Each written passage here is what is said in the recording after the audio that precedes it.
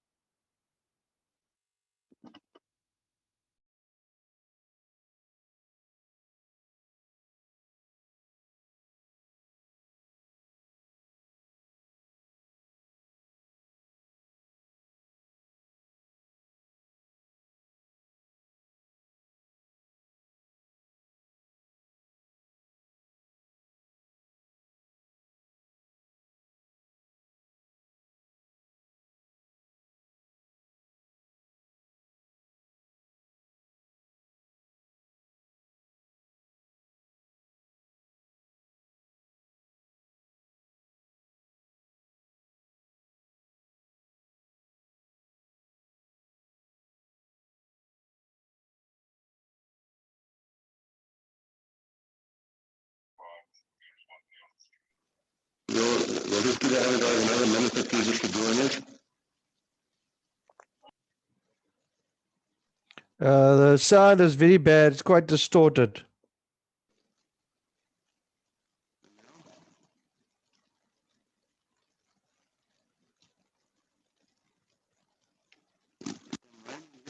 Side is yours a bit distorted. Yeah, I can hear you, but it's very distorted.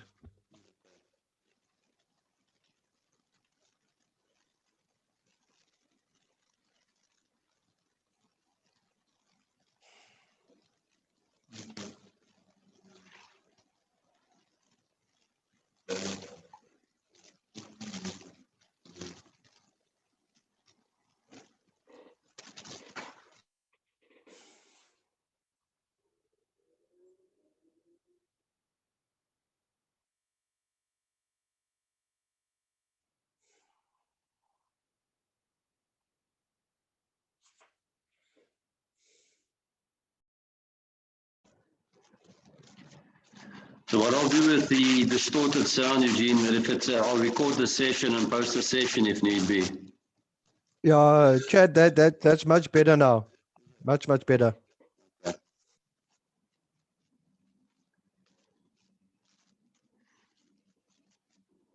Whereabouts are you guys from, Eugene?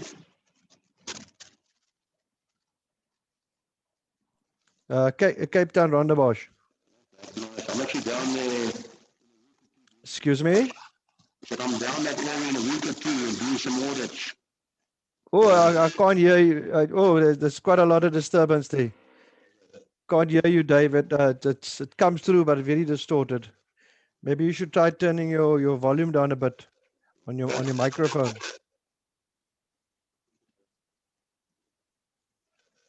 A little bit better? Yeah, it's slightly better. Yeah, slightly better. I think we're interfering with Oh no! the Oh no! Yeah. No. Maybe I think that's worse. Maybe you're sitting too far from the mic or from the laptop. better for you now? Yeah, it is a little bit better, but it sounds as though you're in a sort of like in a cabinet. There's like an echo coming through. I think it's what's that But we're it's picking up from quite the other guy distorted. when we were talking in the room here. So I'll tell him to switch their stuff off. Mm. Yeah.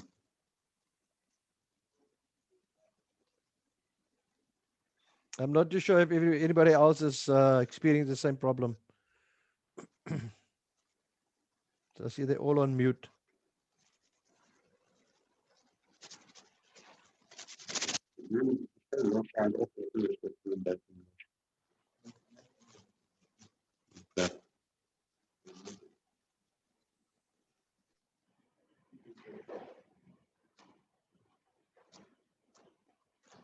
Can you see my screen as well, Eugene? Yes, I can. I can see the clear screen quite clearly. Your voice is coming over much clearly now. Now I can make out what you're saying. Questions and I'll talk like that, that's fine. No, but most of the time you'll speak through your presentation. That's more important. Yeah, we'll keep it up. No problem. I'm saying I'm down there next in a week or 2 time doing some audits for the PCPO. Ah, okay. In Cape Town. Yes. Let me know. Maybe we can meet and have a cup of coffee or something, and discuss education further. Yeah. I think it's in Molmeton, so I'm not sure where it is where it's setting up. I don't know where it is, but I usually fly down the day before anyway. Yeah. No, you've got my email address. Just let me know. Yes. Not a Okay. problem. I like the network.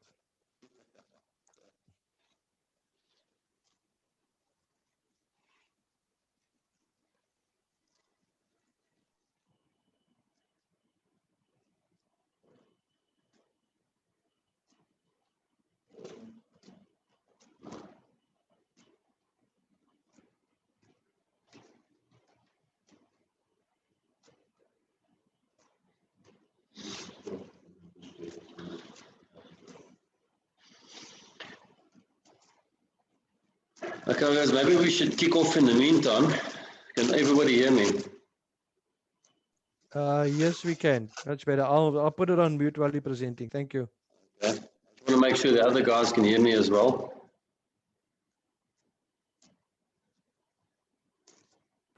Yes, we can hear you.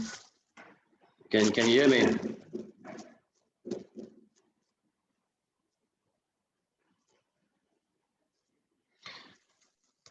All right, guys, so let's kick it off.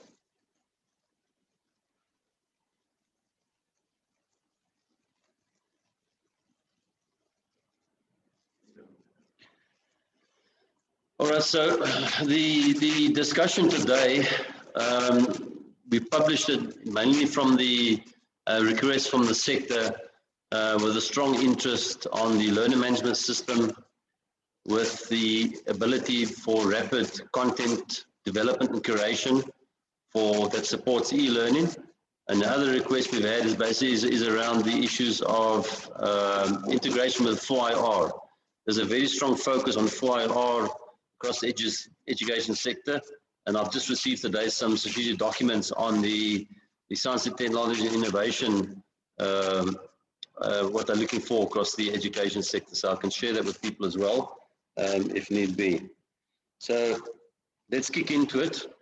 And please, if you can post any questions on the right-hand side under the comments. So put that comment section up.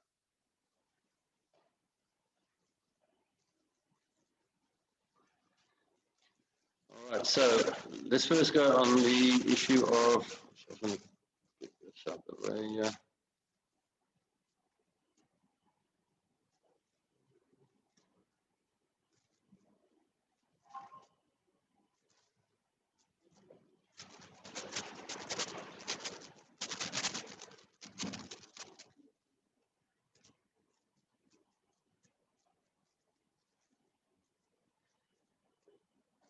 So it's just other people trying to join us here.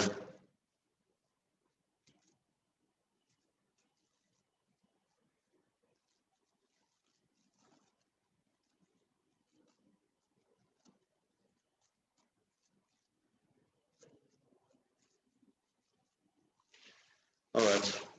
Okay, so we're going to take you through these. So what we want to do is we want to cover the overview who we are. So I think it's quite important that you understand where we are, where we come from, what we do. I'll take you through a quick slide on our research and development path. How did we get to where we are for having these discussions today? What was the outcome of the research and development? And we don't mind sharing this information with people as well. And then, like I said, we were asking how to easily create online content, the preparation and building in it, and as well as compiling the workplace skills plan we've been asked. So I'll show typically how we've actually embedded that into the learner management system for the people as well. Because that is a big headache for the people. As you know, April is the submission dates for these WSPs and ATRs. So we've actually designed a tool that helps organizations put those things together as well.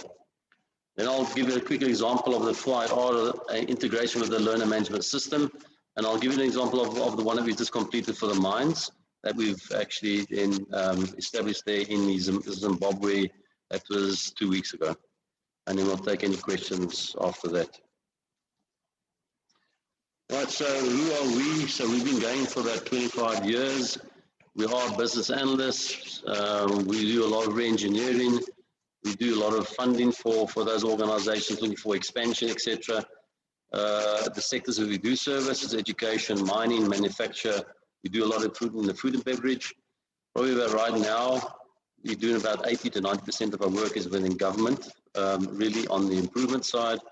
We do the services, and we're also doing stuff in the agriculture for interest's sake, linking it to drones, back to scientific sort of results back to the owners for crop spraying and that, and also then linking it back to the export market on the food and beverage side as service solutions. The services, like I said, we do DRP solutions, we do entrepreneur development. We do that across in Southern Africa. We do a lot of community development projects, again, a lot for the mines, for the social spends, and down the list, business diagnostics, and then we also do a compilation of development funding, because we do sit on the various panels of the funding panels like IDC, CIFA, and we also do integration with the BE stuff for the Department of Trade and Industry. So anybody's got any interest on that, we can share some information that. I just want to just give you a quick overview of who we are. So again, our strong experience in education, we audit a lot of learner management systems. We've been doing it since the establishment of the CETAs. We've helped establish some of the CETAs way back when they got done, when we got funded by the European Union. So we've actually developed our learner management system on the basis of we know what people require, cost effectiveness, ease of use, etc. In probably the last 6 months, we've been doing a lot of stuff in the virtual reality and simulation environment. And again, we'd like to share information with people that's interested in the area of what is the focus areas, how do you take simulation and 4IR and build it into your learning material and your learning delivery. Obviously, the QMS, so again, you know, the QMS we provide with all the systems, so it's all embedded, it's all based against the ISO 9001 current compliance requirements. Experience in the CETA environment, like I said, we still do a lot of work with the CETAs. We do workplace approvals, program accreditation, we do monitoring for them, and so on. So again, we've built our solutions out of what we come back from that platform of knowing what people want. We are appointed to undertake trade test center and SDP evaluations for NAM. Also appointed as verifiers for the QCTO.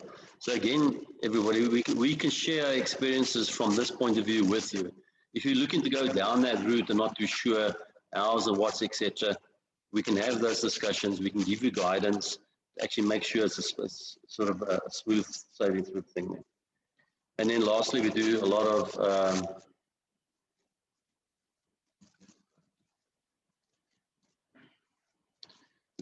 funding for institutions. So we have organizations that come to us and ask us for expansion funding, as well as maybe BE buyouts or BE mergers and that kind of thing. So what we do is we actually then facilitate those discussions and tap them into various funding channels. Okay. All right, so the research and development path that we've taken to get to this point. And again, like I said, we can share this experience with you as we broke it up. This is just a synopsis of what happened. But if you're going down any of these areas, we can sit and discuss the areas with you. But we started in sort of January and February of last year, where we said, right, let's start developing these solutions for the market and really aimed at the African market initially. Okay. So we looked at the business development needs, the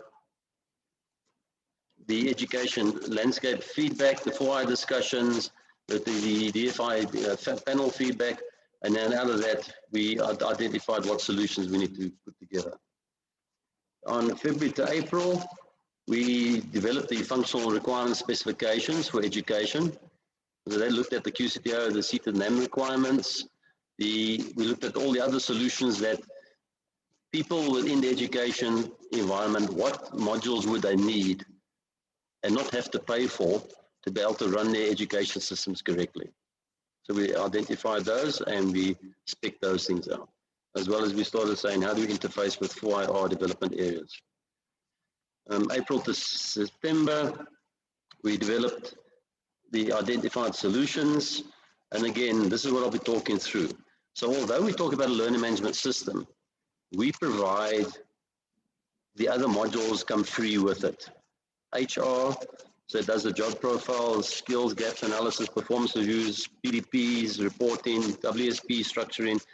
It does the student finance tracking, which was requested by us. It does the document management. There is one called process automation. So you can take any process in your organization and you can automate it yourself without having to have developers on site. You can actually sit and do it yourself. And also then tracking of asset management. September to December, we started getting queries about doing some VR and simulation. So that's what we've done between September and December. We bought some virtual reality and simulation solutions for the mines linked to the learning management system. Okay, and I'll show you that as an example just now. And that was then basically commissioned and delivered in the first week of February. So it was quite rapid. All right, in October to Feb 2021, we started actually expanding the 4i solutions. And again, we can share some of these innovations with you. How do you apply these in education or in your industry itself? So we've got RealWare, that's a hands-free environment. And I'll show you some of that. The virtual reality gloves, the holograms, the embedding of holograms into education. There's a strong focus on that, the body suits for that. And we also then set up a full production house this year. So anybody can actually come to the premises and you don't have to buy the equipment. Everything will be there and the solutions, and allows you to actually then get your own simulation virtual reality solutions built at one stop. All right, so that's basically our development in the year.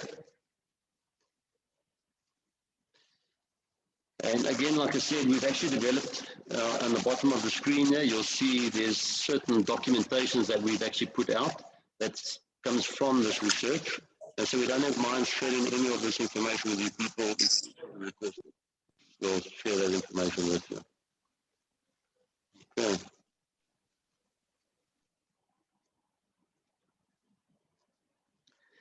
Right, so how did it all structure together? So in the middle point is basically the learner management system. And I'll go through some of the topics that it covers, but that's the core of it. As you people probably know or haven't been exposed to yet, but the QCTO is actually embarking on virtual reality accreditation visits. So I'm doing 3 of them next week already. So in our system, we've created an environment for organizations to actually build up their virtual reality information. So should the QCTO or somebody like myself knock on your door, everything is already ready there for the auditor to actually then work themselves through. That's basically that aspect around there. The whole user setup, so it talks about the facilitators, the setters, and so on. If there's any external people, how do you manage the contracts with external people? Compliance certificates, because we usually find during the audits, those certificates are lapsing. Your assessors, the certificates, etc., they're lapsing, your tax clearance will lapsing, etc. So it triggers those kind of things to remind you. The course development is probably an area where a lot of the people are spend a lot of interest in that. So I'm going to take you through that discussion today, how to actually rapidly develop your course development content. The learner management, again, we were asked to put a learner finance management system together, so we've actually built that into it. So everything I'm pointing around the side here, guys, this is all given to you free, okay? There's an asset management, your document control, it includes your quality system, a web-based QMS. It's the process automation that you can automate anything, and then here's your labor. So it actually does manage your people within your organization, as well as then producing your various reports that you have to produce to the CETAs and so on. So that's the core of what comes out of our research. But again, you need to take the education system, and you actually need to actually develop stuff that's going to be sort of unique to the new strategy and e-learning and how you're going to deliver the learning. Okay. So how does it culminate into a look and feel? But again, I'll take you guys through that just now. So it comes back into a cloud-based environment. So here's all these modules that I said that we give to you for free. And I'll take you through basically what those things cover. Now, this is an interesting aspect. I don't know if anybody is within the delivery or training of trades. So we've been asked to take some of the trades, those that's all registered with the QCTO as well, and look at building those into VR and simulation. So if I can give you an example, your hydraulic and pneumatic boards, by April we would have taken those and built it into a fully fledged virtual reality and simulation environment contained in a container. And that's the reason, because not everybody has time to go actually do the practicals in the environment. They can go into a virtual environment, they can actually do the practice, the assessments can also be done, it can also then feed into your learner management systems. So again, this was now fed to us by the Chemical CETA, and these are the pivotal skills. So we're actually going to start focusing on these trades, okay? But we have been asked to look at the welders, but we're saying, well, we'll start focusing on these areas in the meantime. So there is a strong move to the 4IR training delivery going forward. So again, we're open to any discussions with people that if you want to find out more about that. Now, before I start taking you into the systems, here's an example of integration of virtual reality simulation. So if I take any document, which is a static document, this is for the mind, you'll see this is typically a training document, but again, very static. All right. So what we do is we take this document, we build it into a video. Okay, this is again done at the production house. So here's a video of how to do the whole QMS. That thing gets converted into your VR simulation area. Okay, now you won't see this because this is actually in a mine, but there's basically the animation. So there's where they're actually going to physically go and do their training, and that then updates the learner management system. I've got some demo examples further down, but that's basically the model of how we do all the integration with simulation and virtual reality into the organization. There is other solutions that we also link into it. I don't know if anybody's heard of these things, these hands-free solutions. It's actually nice, used in the chemical industry, construction industry. It's a clip-on, you'll see down here, but the person sees everything they have to see through a screen through that visor. So it's all voice activated, it can be recorded.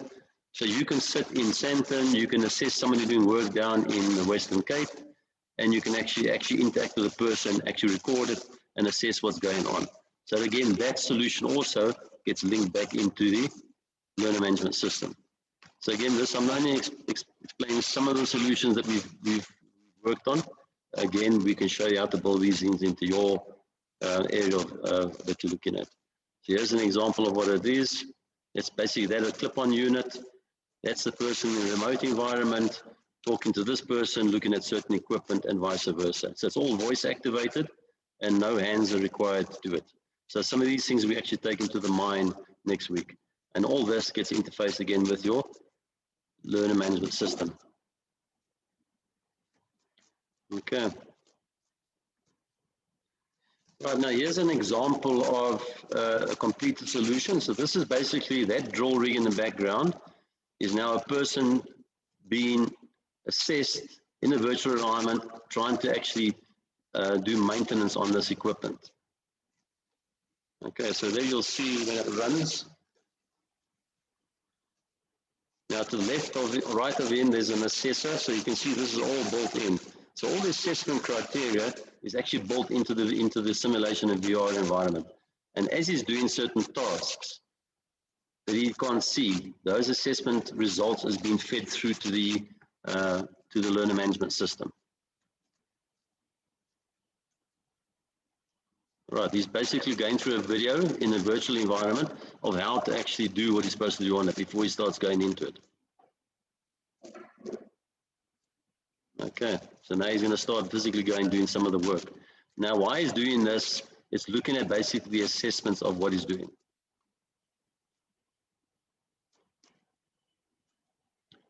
All right, so you can apply this to any learning environment. So that's what we're going to be doing with the trades. It's typically that.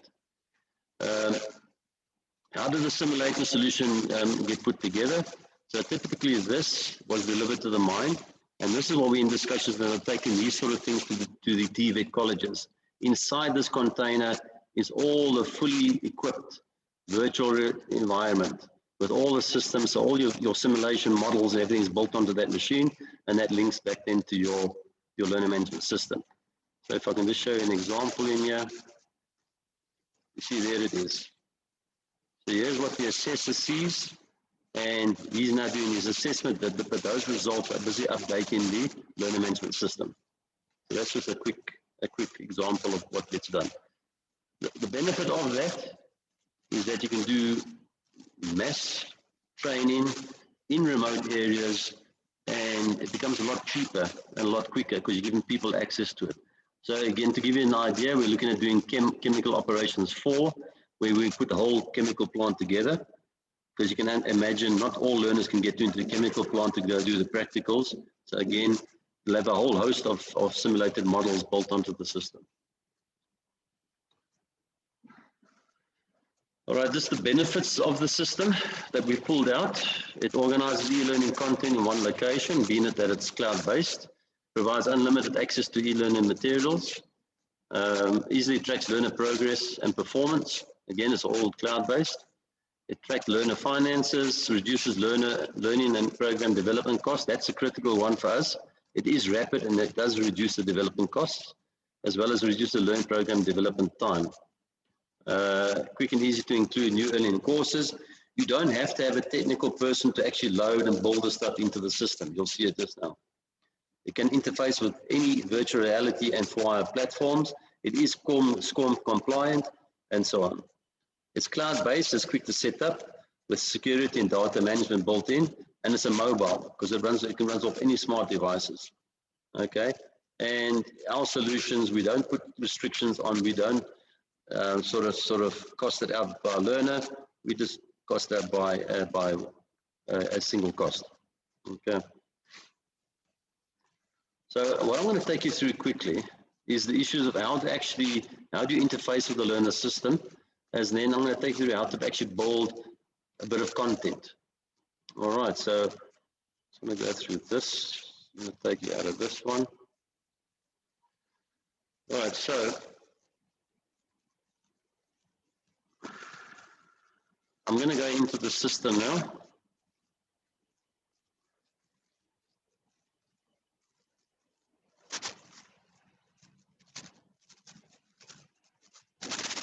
Now, listen guys, here you can change your own colors. You know, in the settings, you can go in here, you can change the look and feel. So you don't like the red, you maybe like the orange, you update it. You can change your own look and feel. Okay.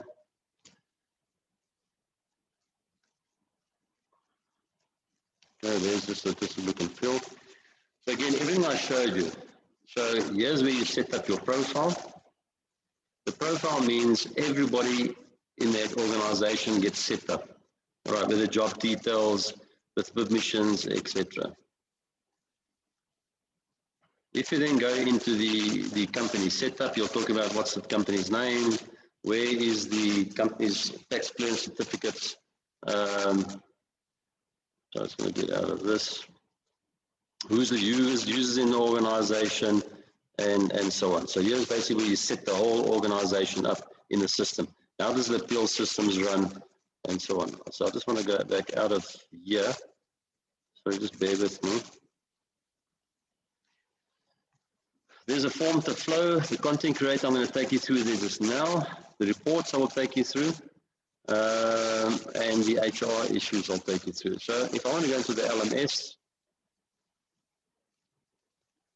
and because I'm now basically is logged on as the administrator, so I'm just going to make sure that I'm on there as the administrator.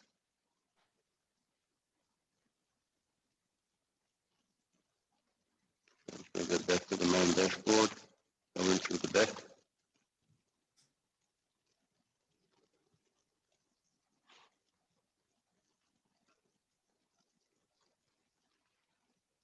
All right, so here's the learner management system from the administration point of view.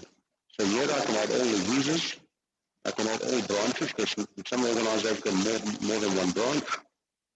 Here I set up the courses, what calendars, what's happening when, what groups I've got. I want to look at progress, my appeals process, and this basically is my interaction. So if I actually want to go and set up a course, now this will see the ease of it. So I want to add a course.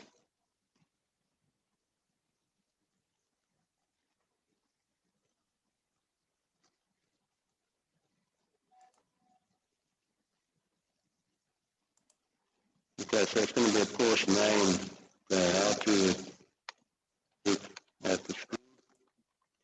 The course name, the category is to do with management or whatever it is. I'll just set one up as IT. It means you don't want anybody to see this until you've actually published it. So if I click this, now we'll see it.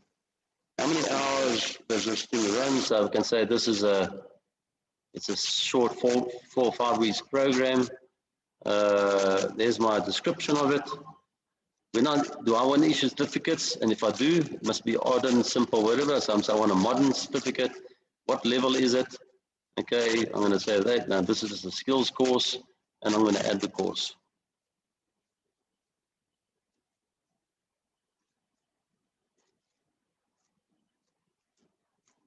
Okay, so you'll see at the bottom, there's the one I just included. Now what I can do is then go and add my modules. So I'm not going to go through the whole thing of adding modules, etc. I'm just going to go show you one that's being sort of completed. So here's one I can say, right, I want to view it. So here's a program we put together, just development. It's just the dummy stuff information. I can go search for programs. I can actually then go view what does the thing look like. Okay, I can go look at the content, etc. Let's try on this one. There's the course content. Don't look at the information. That's basically what the things run like. And okay, so I can download it as a PDF. I can print it. I can go to the next topic. So I'm an administrator. I'm just trying to see what the thing looks like. All right. So, but I want to go and maybe say, I need to go and create some new content. So I'm going to add some more content for this one. Now, this is what you need to look at, guys, the simple way of doing it. I'm going to add content for this. Give you that screen. So I want to say right now, how do I want my content? So you need to actually prepare how you want your content to look. How are you going to run it? What's the student going to see, etc. So I'm going to put, I want some sort of an article in here. I can change that thing at any stage. I can change this text to whatever I want. I'm going to add another thing in here, and this is going to be YouTube. Okay. But I think now I want that one to start first.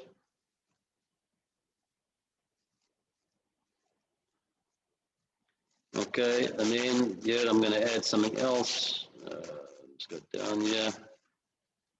And I'm going to add in some more pictures or whatever the case is. So that's typically what it is. So over here, I'm just going to change this. I can change the photo and put it in. So I'm actually building the content while I'm physically doing this. Okay, so I'm just going to get back out of this. View at any stage and go see. I want to go see what it looks like. That's what your content will look like. I've just got a very bad example. What am I going to say? I can see what it's going to look on a smartphone, what's going to look like on our thing. I can see what looks on different devices. And if I want to save it, then I just basically save it. But I'm not going to save this one. And then once you've done the content, it says I want to actually then add some questions. This is a question bank. All right, so I'm going to add a question to this one. And it says it's a multiple choice. I'm going to say what's the thing about? What's the right selection? I'm going to use a multiple choice, or I can use many other ones. I'm going to use multiple choice. That's the first one. That's that one. That's that. And which one's the correct one? I'll say A is the correct one, and I'm going to allocate 3 for that. If I now publish this question, it's going to link that question to that learning content. So let me just go out of this now. How would the learner see that? Okay, so I'm going to show you quickly how the learner would see it.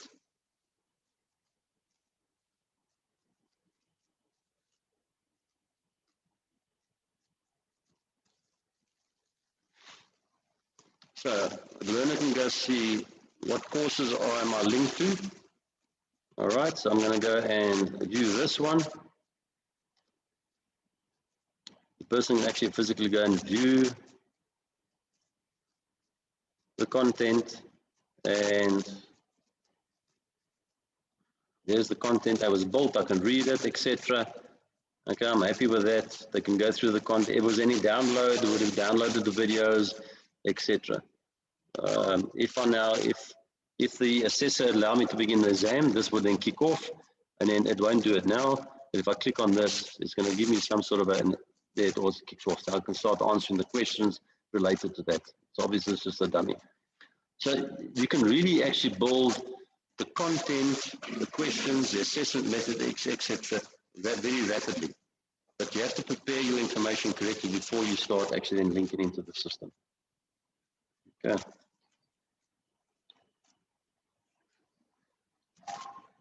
All right, so the learner can actually then see the progress. So it starts putting through your progress and your portfolio of evidence. It starts pulling through that.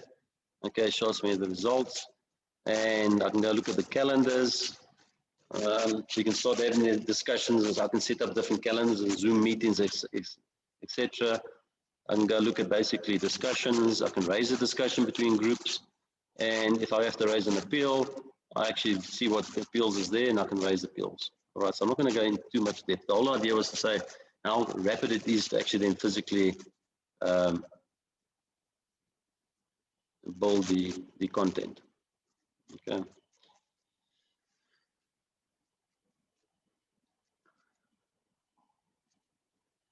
All right, so I'm just going back out of this.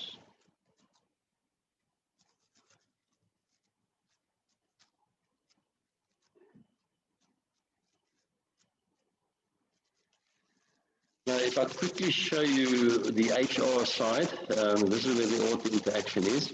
I see we're running out of time. This is this is what you get free.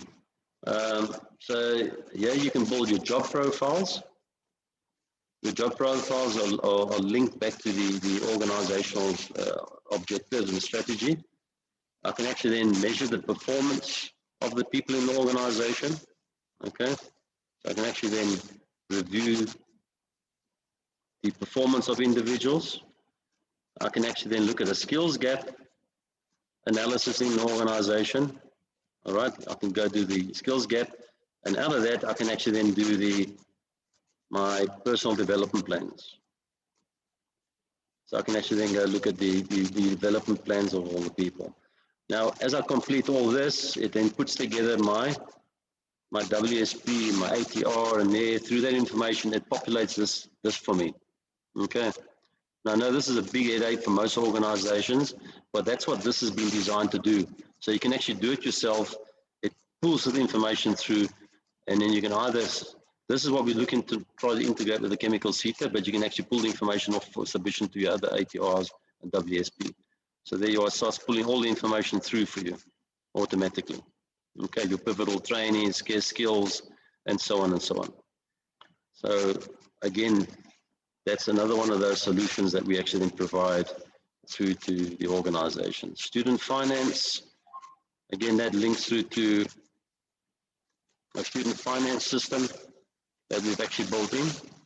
All right, so again, you can go look at your reports on your dashboard. It talks about who owes money and you can track it. So from here, you can do your invoicing and all that kind of stuff. So people are asking us, have you got something to do learner finance tracking? So we've actually then built this into the solution as well for the people. Okay, so we've covered the learner management system, the content creator. So again, when we build integration with 4IR, we do it through the content creator because we build what assessment criteria is, and then we actually then feed those assessment criteria to the simulator, and then that actually then starts linking straight through to the learner management system. Okay, guys. So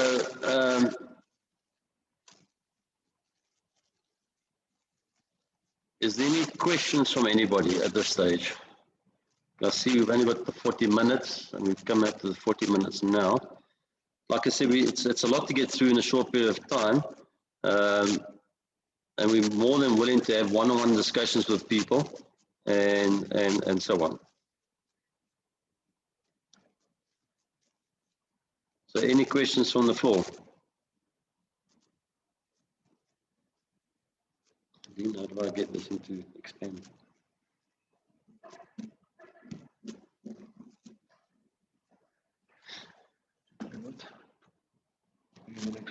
Yes.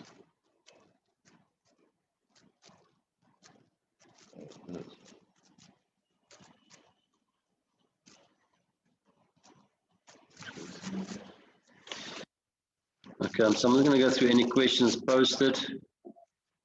Okay, sound issues. Okay, we've that.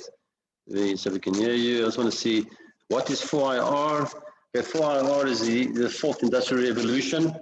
So again, we can explain to you, we'll send some documentation through for those people that want 4IR. It's when they talk about virtual reality, simulation training, drones, artificial intelligence, it's all that kind of stuff. And the whole trick is how do you take that technology and that philosophy and build it into the education system? So that's what we spent the year doing.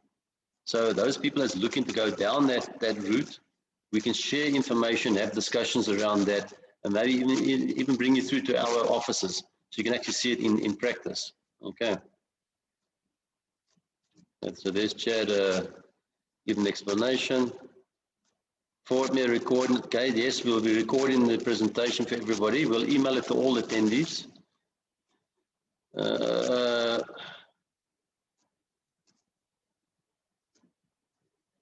Okay. Has anybody else got any other questions to post?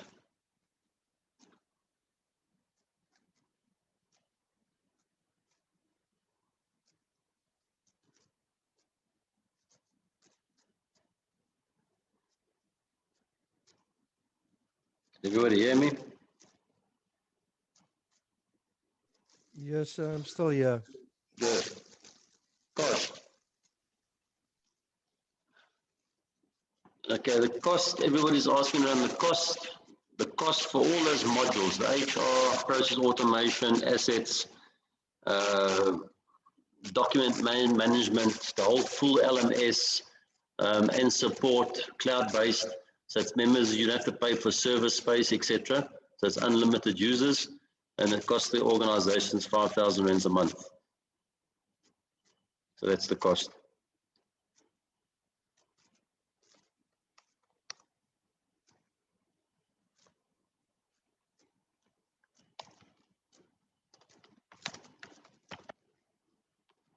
Okay. Any other questions related to any technical issues or that? We've had a lot of requests from the TVET colleges on the issues of content creation. Is saying is, can a facilitator with non-technical skills be able to develop it online? The answer is yes. We've had teams of people that haven't been exposed to e-learning material before, and they've picked it up within an hour or two to start developing online content.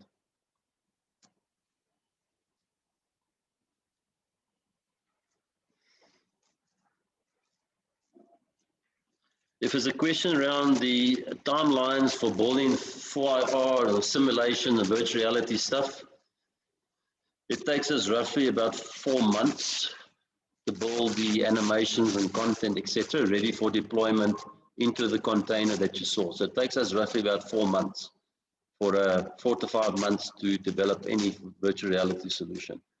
So the one that we built for the mines was a five months from start to finish.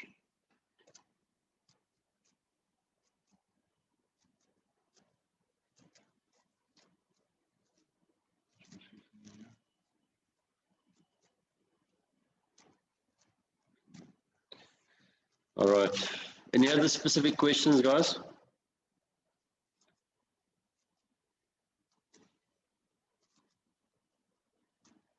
Now, like I said to you, Eugene, I'm down in the Cape probably in the next 2 weeks. I'm doing some orders for the QCTO and some of the seaters. I've got no problem meeting up with people, having a face-to-face with people, sharing ideas, etc. Because obviously we can't convey everything through a Zoom meeting. So we're more than willing to spend time with people on a face-to-face or a one-on-one Zoom session with them as well. So that's also open to anybody as well, should you request something like that. All right.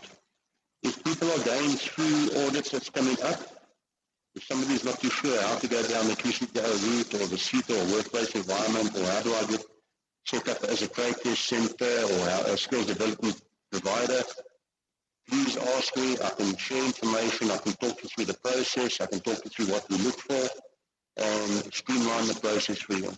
In other words, to make it a lot easier for you. So again, like I said, probably around about April, we'll start putting some of the trades into the virtual reality environment already. So it should start being ready for release in that period of time as well. If anyone is looking to take their material in and build into that, we can also discuss that. As a pointer, we have people asking, can they build their content into our platforms and then take it to market to sell it on, typically like in schools. We can have discussions around that. We're not trying to restrict anybody. We can provide the platforms to open up other markets for those people. So that's also the opportunity for that as well, for further exposure of what we do into the markets. So again, give you an example of some of the organizations that does all the hydraulics and pneumatics, they do training. They want to build it into our system as well as build it into the virtual reality and then take it to their market using our platform. It's just more cost effective for them, and it's rapid and it's mobile. So look at it as, from that point of view, as a business opportunity as well, should you be looking for it. Any other questions other than the business related stuff or anything you're planning to do then down the route or not too sure what to do? Okay, Eugene, I'll see you. I'll give you a note when I'm down in the Western Cape, and maybe me and you can sit down and chat about them as well. Not a problem. Great. Yeah, so please just take this as sort of information sharing session.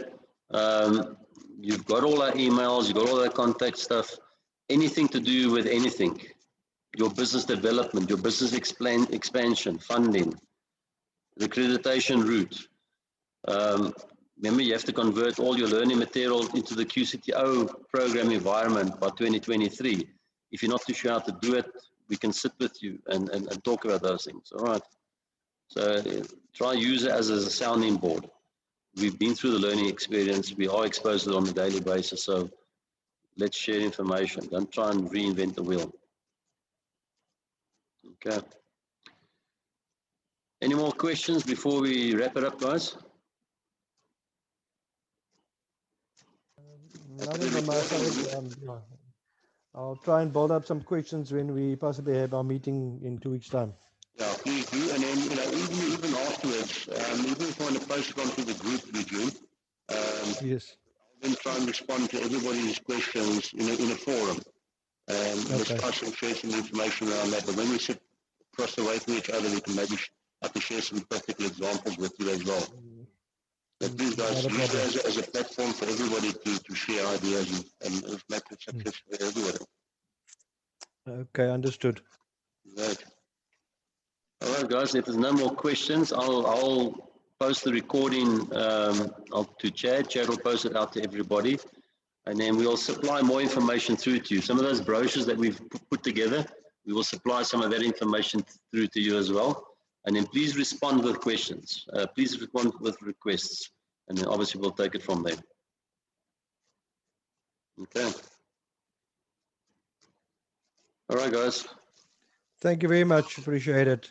Very informative. Thanks for your time, guys. Okay, okay. Okay. Keep well. Bye Bye. bye. Bye bye.